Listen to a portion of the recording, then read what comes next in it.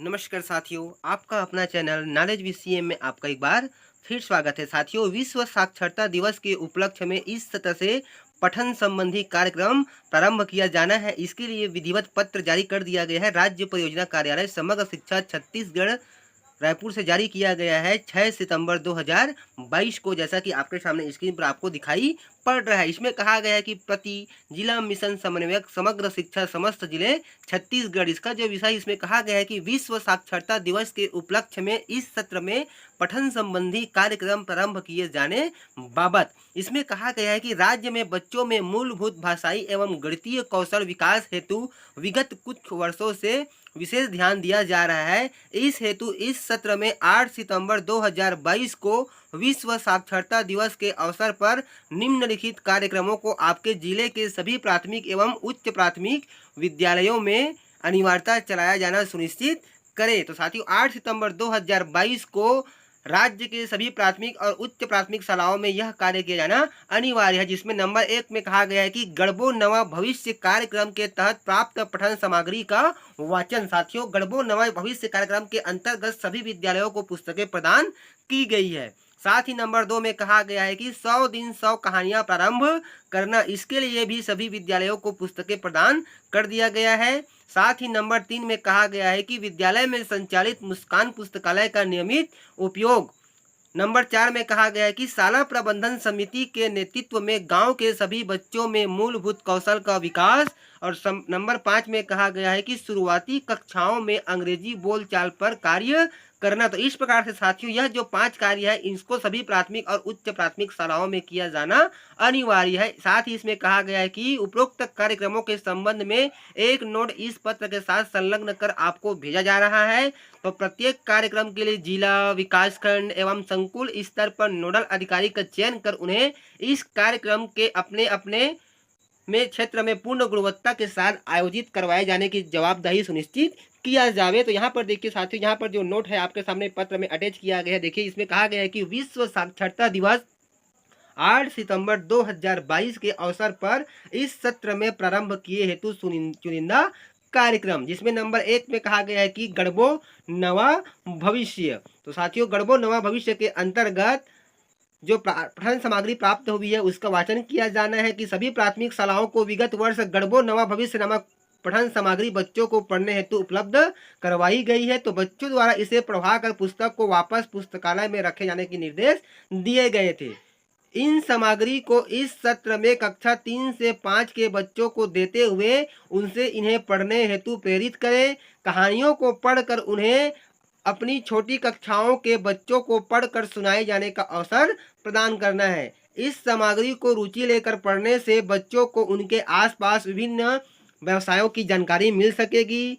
इस पुस्तक के आधार पर प्रत्येक बच्चे को कम से कम 30 विभिन्न रोजगारों की जानकारी समझने एवं प्रत्यक्ष देख सकने का अवसर भी प्रदान करे।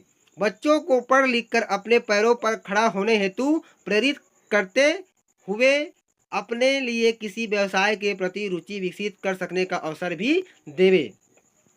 100 दिन 100 कहानियां प्रारंभ करना। राज्य के समस्त जो उच्च प्राथमिक शाला है उसमें केंद्रीय भारतीय भाषा संस्थान मैसूरू द्वारा विकसित द्विभाषी कहानियों की पुस्तकें का वितरण किया गया है। तो प्रत्येक उच्च प्राथमिक शाला में 100 से अधिक कहानी पुस्तकों का वितरण किया गया है। पुस्तकालय के उपयोग एवं रख रखाव के लिए विद्यार्थियों का एक सक्रिय दल का गठन कर उन्हें इन पुस्तकों के वितरण, वापस सुरक्षित जमा करने, सभी बच्चों द्वारा नियमित रूप से पुस्तकें लेने एवं पढ़ने आदि के लिए जिम्मेदारी दी जानी है। उन्हें पुस्तक वितरण एवं वापसी के रिकॉर्ड रखने हेतु एक पंजी भी उपलब्ध करवाया जाना है।